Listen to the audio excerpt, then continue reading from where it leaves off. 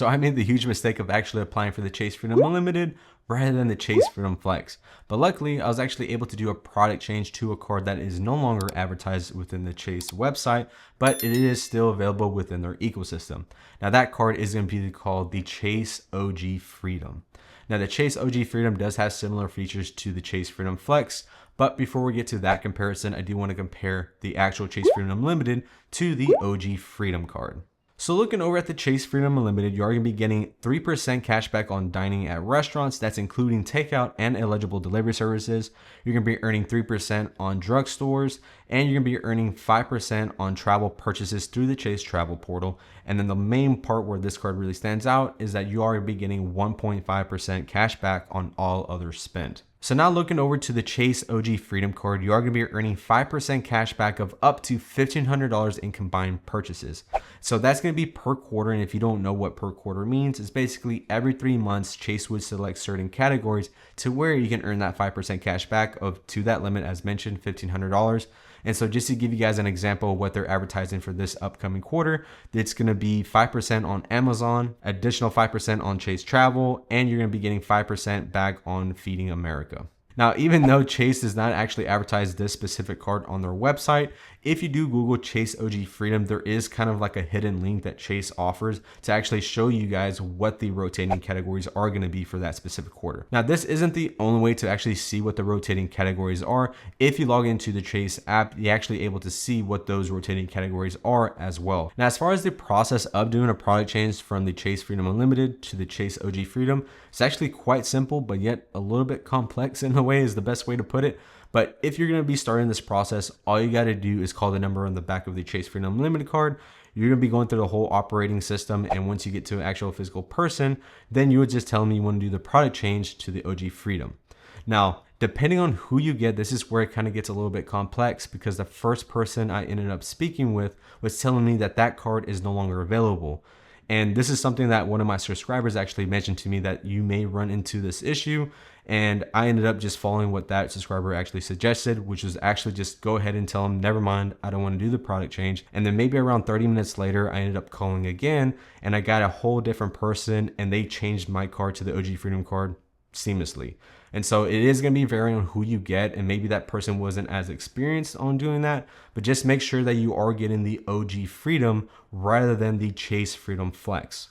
Now, the reason why it's very important that you actually do the correct product change here is because if you go down the path of the Chase Freedom Flex rather than the Chase OG Freedom, you are going to be opting yourself out from the sign-on bonus with the Chase Freedom Flex card. Now, you may be wondering, why didn't I just go ahead and apply for the card rather than doing this whole entire product change? Well, it's because Chase does have a 524 rule. Now, if you don't know what the 524 rule is, it's basically if you got approved for 5 or more cards in a 2-year time span, Chase is automatically going to be denying you for any card within the Chase ecosystem. So this is one of the main reasons why I went to do the product change to the OG Freedom rather than the Chase Freedom Flex, because in the future, once I get under that 524 rule, I can go ahead and apply for the Chase Freedom Flex card and then get the sign-up bonus with that, and then just later in the future do a product change to the OG Freedom back to the actual Chase Freedom Unlimited, because I already got the sign-on bonus within that specific card. Now, as for the main difference between the Chase OG Freedom and the Chase Freedom Flex, is that within the Chase Freedom Flex, you're going to be earning that additional 3x on dining at restaurants, and you're going to be earning 3x on drugstores. Now, within the Chase Freedom Flex, you're still going to be earning that 5% rotating category, just like you would with the Chase OG Freedom. But within the Chase OG Freedom, that's the only multiplier you're going to be getting. So all other spend within that specific card is going to be 1x on everything else. And that's going to be even on dining and the actual drugstore part too. Now, one other thing that may affect you is the fact that the Chase OG Freedom is going to be a Visa signature card, and the Chase Freedom Flex is going to be a MasterCard. So if you're a big person that likes to shop at Costco, knowing that they only use or accept Visa cards, the Chase OG Freedom will be available to use within that actual store rather than the Chase Freedom Flex. Now, yes, the Chase Freedom Flex does have more spending multipliers compared to the OG Freedom. But if you don't know already, the Chase ecosystem has multiple cards that overlap. And so the other card that I actually hold from Chase is going to be the Chase Sapphire Preferred card.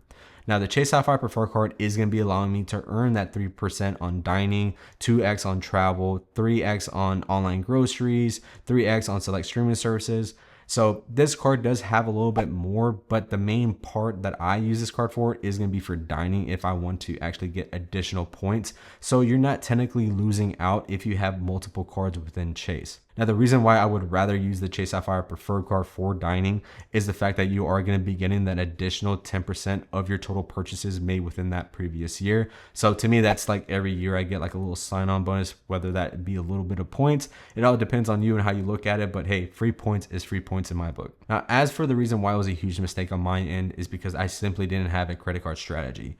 And so just to give you guys a breakdown of what happened, I ended up getting the Chase Freedom Unlimited. I then later actually applied for the Venture X. And now in today's time frame, I've actually got the Built 2.0. So if you don't already know, the Venture X is a 2X card, and also the Built is actually a 2X card.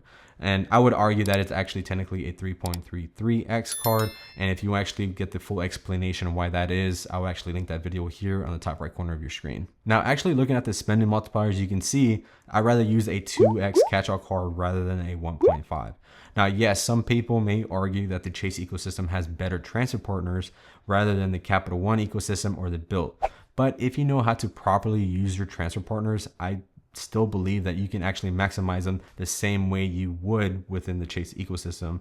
While yes, Chase does have domestic like United and Southwest, and if you want to keep your things very simple, then that'll probably be the best route for you. But if you're open to actually using different airlines and things like that, I can value these points a little bit more than I would within the Chase ecosystem. Now, Chase does have Hyatt, but Built also has Hyatt. So you can see, again, I'd rather still use the Built 2.0 for the 2X catch-out card at that point, since it is the same transfer partner. Now, after explaining why it was a huge mistake on my end, you can see that the Chase Freedom Limited was just simply not being used, and it was just collecting dust. And so the only option I had to do was do the product change to where I can then capitalize on that 5X rotating category. Now, I did want to keep this card open because I do have a decent credit limit on it. And if I did close it, it is going to be affecting my credit age on my credit report and also my credit limit on my credit report.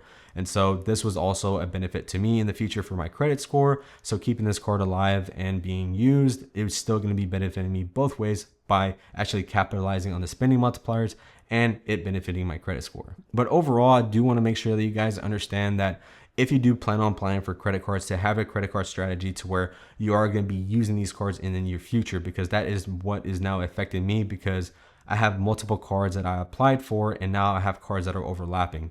So don't make the same mistake that I did. I know it's very fun to get the sign-on bonuses and try to get all this cash back, or if you're traveling, getting all these travel rewards. Just make sure to do it correctly and understand what you're getting yourself into, because you are going to be locking yourself out from other cards, which is kind of like the situation I'm in, that I can't get into the city ecosystem. And that's the last ecosystem that I want to get into.